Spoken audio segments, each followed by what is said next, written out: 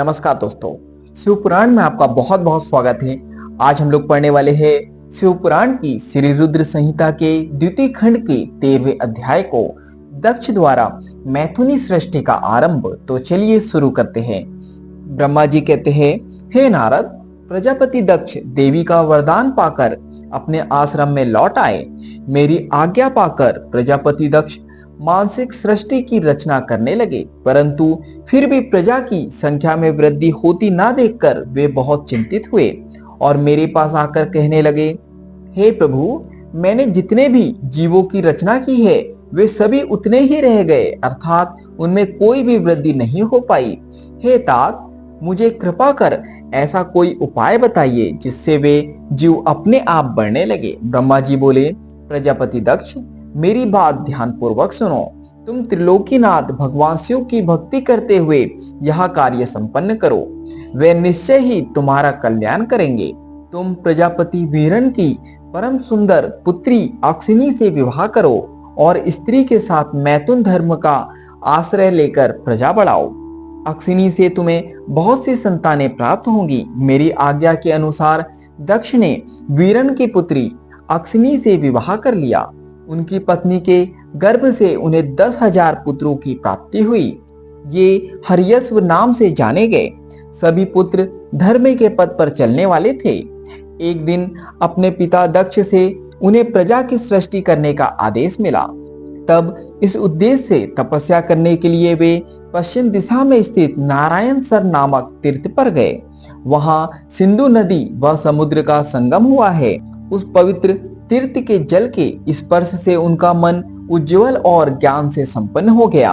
वे उसी स्थान पर प्रजा की वृद्धि के लिए तप करने लगे। नारद, इस बात को जानने के बाद तुम श्री हरि विष्णु की इच्छा से उनके पास गए और बोले, दक्ष पुत्र हर्यश्व गण, तुम पृथ्वी का अंत देखे बिना सृष्टि की रचना करने के लिए कैसे उद्गत हो गए? ब्रह्मा जी बोले, हर्यश्व बड़े ही बुद्धिमान थे। वे तुम्हारा प्रश्न सुनकर उस पर विचार करने लगे। वे सोचने लगे कि जो उत्तम शास्त्र रूपी पिता के निवृत्ति परक आदेश को नहीं समझता, वह केवल रजोगुण पर विश्वास करने वाला पुरुष सृष्टि निर्माण का कार्य कैसे कर सकता है।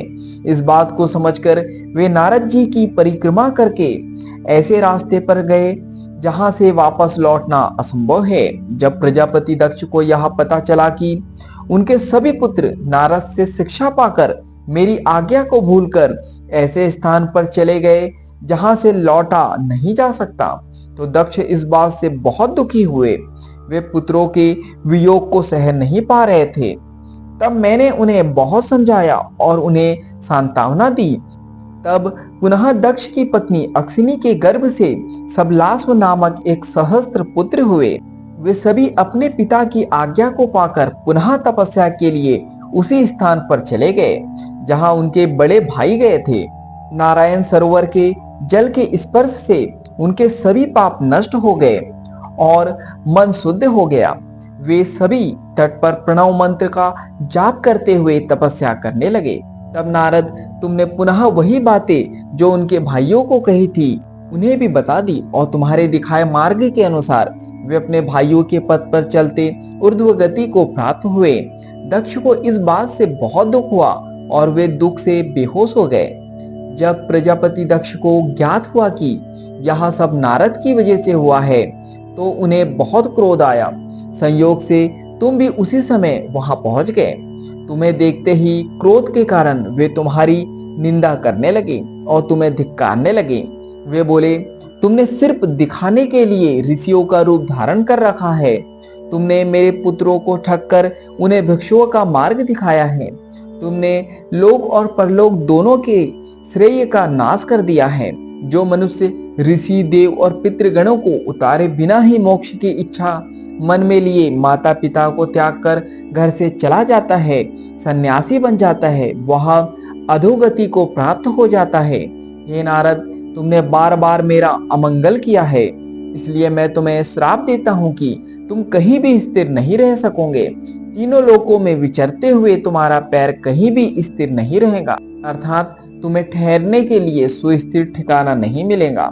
नारद, यद्यपि तुम साधु पुरुषों द्वारा सम्मानित हो, परंतु तुम्हें शोकवश दक्ष ने ऐसा श्राप दिया जिसे तुमने शांत मन से ग्रहण कर लिया और तुम्हारे मन में किसी प्रकार का विकार नहीं आया।